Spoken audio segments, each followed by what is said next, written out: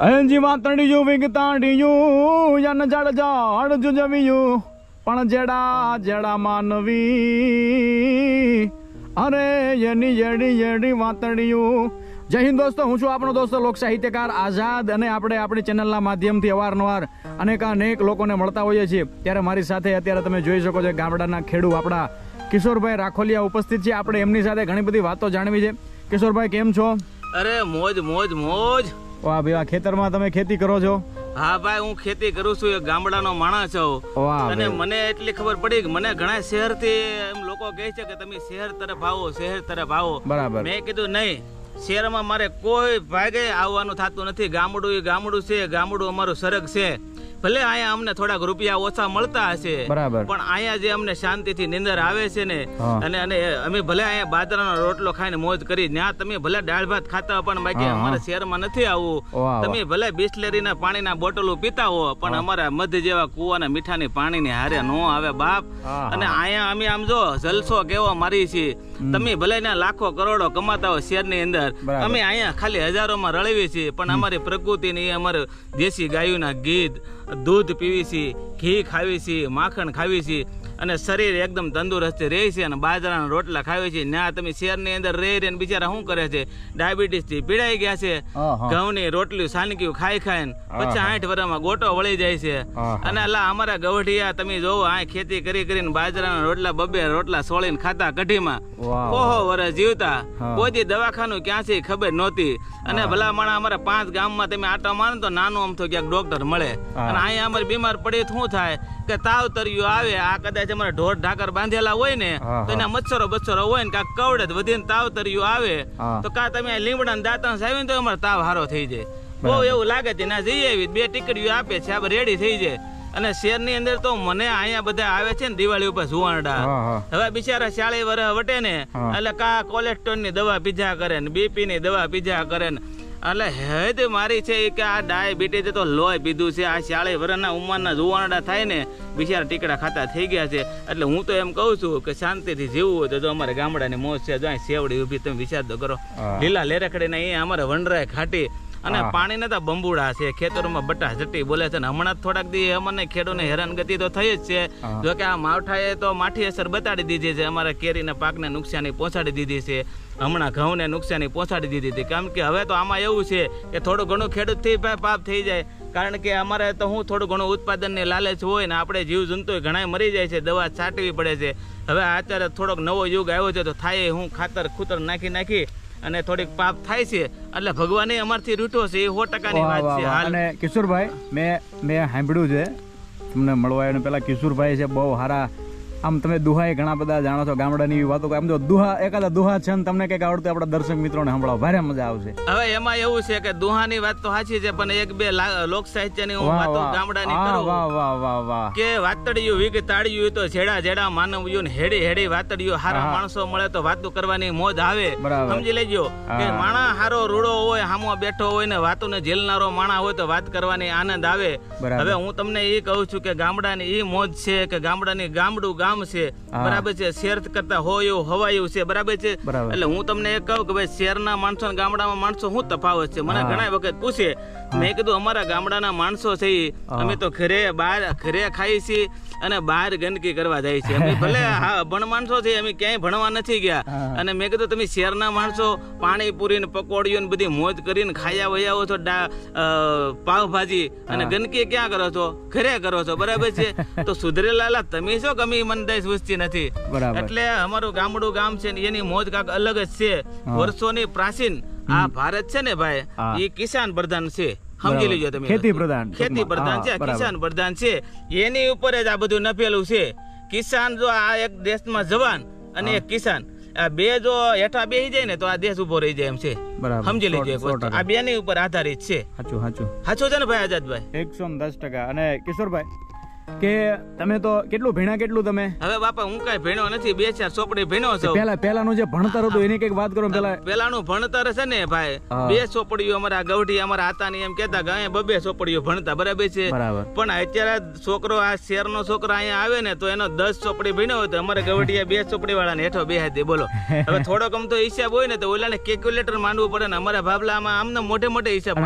પેલા જે નિશાળ પેલા ભણતર કેવા હતા, સ્કૂલોમાં તાણ કેવી હતી? અરે વાત તમે જવા જો. હવે અમે જે ભણતા ને ભાઈ તે અમને ભણવા જતા અને પેલા 5 10 20 ચલણ હતું, પણ ઘરેથી અમને પાવલી આપી દે ને આમ જો મોજના તોરા છૂટી જતા. પાવલી નું વખતે શું આવતું? હા, એ વખતે તો આમ જો પાવલી ના લાડ ભાંગ આવતા. અમે પાવલી ની દુકાને જઈએ ને એમ કીને ભૂંગળા દઈએ ને એટલે 10 ભૂંગળા આપે ને 10 આંગળી એમ ભરાવી આમ ખાતા એવી મોજું કરતા. અને આજે તો છોકરાને એટલી મોજ જ નથી રે. ગામડાના અમે માણસો હતા, અમે ભર ઉનાળામાં કોઈ દી પગમાં સપલા નહોતા પહેર્યા. હા, અને ખેતરમાં આંબલી પીપળી રમવા વયા જતા. અમને કોઈ દી ખબર નહોતી, કાળજાળ ગમે એવો ઉનાળો ફાટી નીકળતા હોય તો અમે કોઈ દી પગમાં ચપ્પલ લઈને અમને કોઈ દી કાળો તાવે આવ્યો નથી. અને આમ લોઢાના મીંદડા જેવા થઈને રખડા કરતા. બોલો એટલી મોજ. અને અત્યારે તમે જોજો નાના છોકરા છે તો એનામાં શરીરમાં કઈ કહ નહીં હોય. અને અમારા ગામડાના છોકરો તો આમ તો વેઠા જેવું હોય ભલા માણા.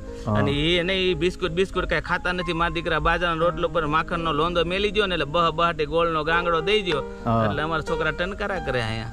અને બીજું કિશોરભાઈ કે એ વખતે જે ભણતર હતા બરાબર છે, એ તો વાત આપણે ઠીક છે કે ભાઈ હાલો આપણી પાસે સુવિધાઓ નહોતી, પણ એ વખતે જે સાહેબો હતા આપણે માસ્તર કહેતા, બરાબર? માં જેટલું જેનું સ્તર છે એ આપણા માસ્તર.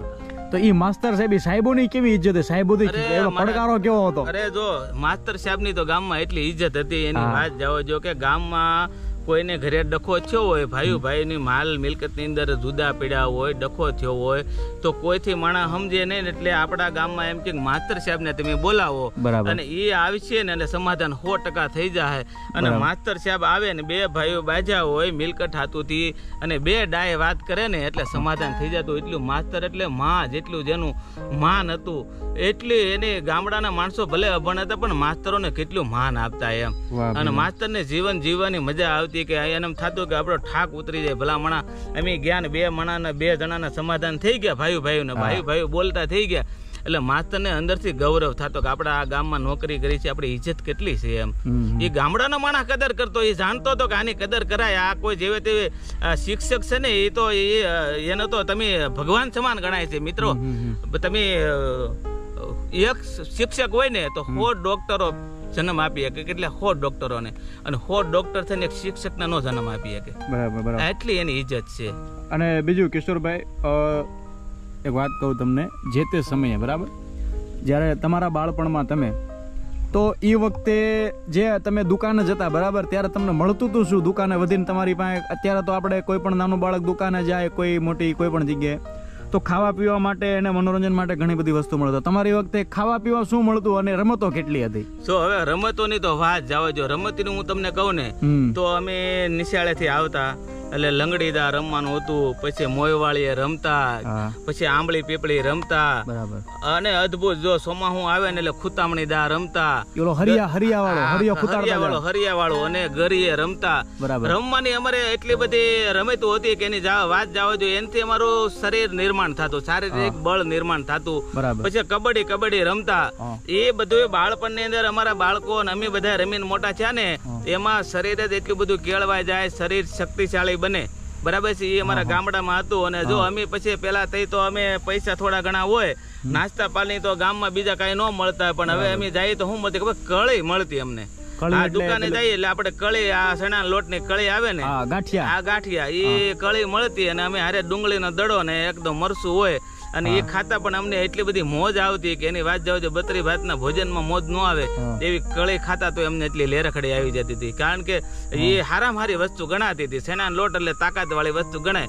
જે સેનાનો લોટ ખાઈને ઘોડાય તાકાત વાળા બને છે તો માણસ કેમ ન બને? તો એ અમે એ નાસ્તો કરતા. બાકી તો પેલા વખતે કઈ નાસ્તાનું ગામડામાં કઈ હતું નહીં. હાલ અત્યારે તો ઘણું ખરું મળી રહી છે એમ. બરાબર. અને બીજું કે એ વખતે આપણે હું છે ને ઘણા બધા વડીલોને મળું ને એટલે ઘણા બધા કે ભાઈ અમારી વખતે તો લગ્નમાં બહુ તાણ હતી અને અમે તો તાણમાં લગ્ન કર્યા છે. પણ જે તે સમયે તમારા લગ્ન થયા બરાબર છે ત્યારે તમારા લગ્નમાં વિડીયો શૂટિંગ કે કેમેરા આવું બધું હતું? સો એમાં એવું હતું કે હવે અમે જે લગ્ન થયા તે શરૂઆતી તો થઈ હતી, નહોતી નહીં. પેલા તો કઈ હતું નહીં. પેલા તો અમારા ગામડામાં છોકરો દીકરી જોવા જાતો તે એ રીતનું સલણ નહોતું. અમારા ગવઠિયા જોઈ આવે દીકરીને અને એ દીકરી વાળાના ગવઠિયા અમને જોઈ જાય, એટલે સંબંધ નક્કી થઈ જતા હતા. પણ એ છોકરા છોકરીને જોવાનું થતું નહોતું. અને પેલા તો શું હતું, લાજ કાઢવાનો રિવાજ હતો. એટલે હવે દાખલા તરીકે કન્યાને તો સ્મૃત્ય જોયો જ નથી, પછી કન્યાને પવણવા જાય ત્યાં એ કન્યાએ લાજ કાઢેલી હોય, એટલે ઓલી કન્યાને વરાજાએ તો જોયો જ નથી. બરાબર છે. પછી પવણીને જે કન્યા ઘરે આવે અને પછી એને જે ઘૂંઘટો ઉઠાવે તો એ ખબર પડે કે આ કન્યાનું રૂપ છે. બરાબર છે. આવું બધું બંધબાજીમાં પેલા હાલતું હતું અને વર્ષો હો વર્ષ દાંપત્ય જીવન જીવીને કાઢી નાખતા હતા. ક્યારે છૂટાછેડાની કોઈ વાત ગામડામાં હતી નહીં અને એકદમ પ્રેમથી લગ્ન જીવન બધાનું સુખી સંપન્ન હાલતું હતું. પણ અત્યારે મને જોતા એવું લાગે છે કે હાલ અત્યારે તો ટેકનોલોજી બધી આવી ગઈ. હવે તો દીકરા દીકરીને જોવા જાય છે એકબીજાને અને વરહથી સંબંધ રહે છે, હારે ફરવા જાય છે. પણ લગ્ન થાય છે ને કે 6 મહિનામાં છૂટાછેડા થઈ જાય લ્યો. હવે આ આપણને ખબર નથી પડતી કે એટલું બધું હારે રહ્યા છે, રખડ્યા છે, 6 મહિનામાં હું વાંધો આવે આપણને ખબર નથી લ્યો છે શહેરમાં. અને બીજું કિશોરભાઈ હું પૂછતો હતો, એટલે એ વખતે આવા કોઈ વિડીયો શૂટિંગ ના કે ફોટો ના કોઈ માધ્યમો હતા એ વખતે? નહીં, હવે એમાં એવું હતું, પેલા તો હતા નહીં, પણ હવે અમારા લગ્ન છે ધીમે ધીમે આવ્યા હતા. બરાબર છે. એટલે હા, તો એ થોડા ઘણા ટીવી હતું. ટીવી નો માહોલ કેવો હતો? માણસો ટીવી તો પેલા અમે નાના હતા અને તે રામાયણ સિરિયલ આવતી અને મહાભારત સિરિયલ આવતી.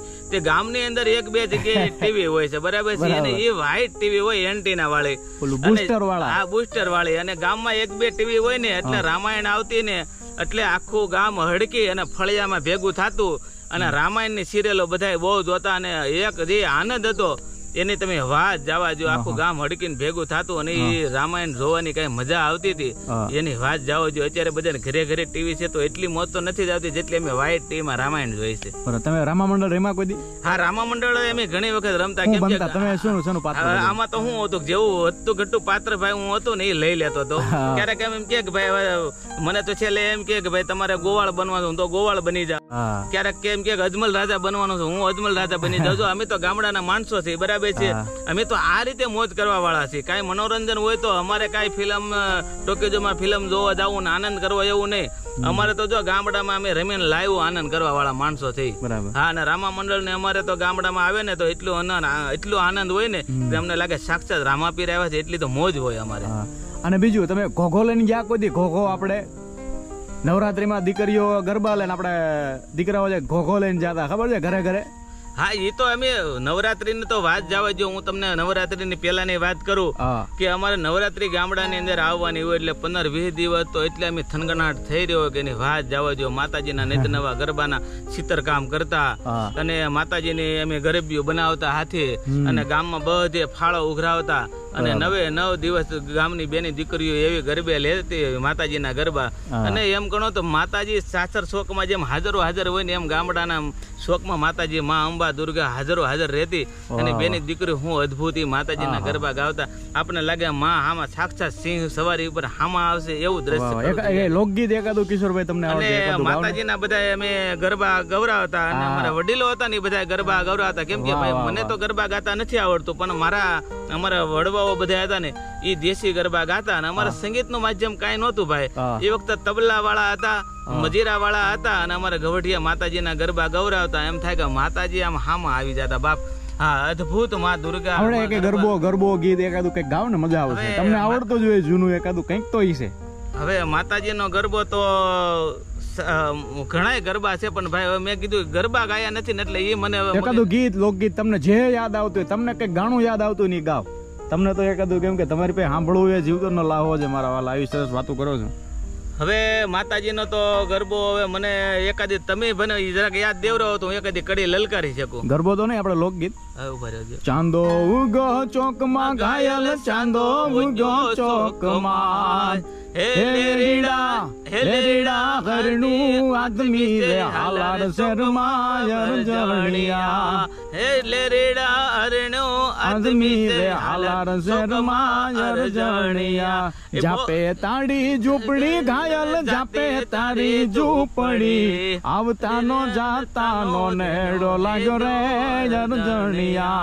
આ બહુ સાચી વાત છે. આ આપણું લોકગીત છે ને આપણને ઘણું સમજાવે છે કે સાંદો ઉગ્યો શોકમાં ઘાયલ, સાંદો ઉગ્યો શોકમાં, સાંદો ઉગ્યો શોકમાં એટલે આ ધોળા થઈ ગયા આપણા માથાના ને દાઢીના વાળ ઈ ધોળા થઈ ગયા. હવે તારો સાંદો ઉગી ગયો છે શોકમાં, હવે તું સુધર, હવે રામ ભજન મડ કરવા, હવે સત્કર્મ કરવા મડ. નકર આવતો અવતાર આવશે ને એટલે ક્યાંનું આવશે નક્કી નથી. એટલે માનવ જીવન આપણને ભગવાને આપ્યું છે એટલે એકદમ સરસ જીવન જીવીને વૈયા જાવ, સત્કર્મ કરતા જાવ એટલે ભગવાને તમારા સત્કર્મ થી ખુદ રાજી થઈ જાય અને સારો અવતાર મળશે. અને મુક્તિ મળવી તો મળે પણ સારો અવતાર તો 100% મળશે, મને એવું લાગે છે.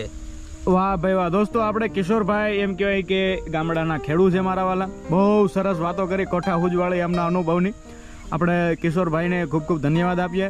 કિશોરભાઈ તમારો ખૂબ ખૂબ આભાર. જય માતાજી. વાહ વાહ.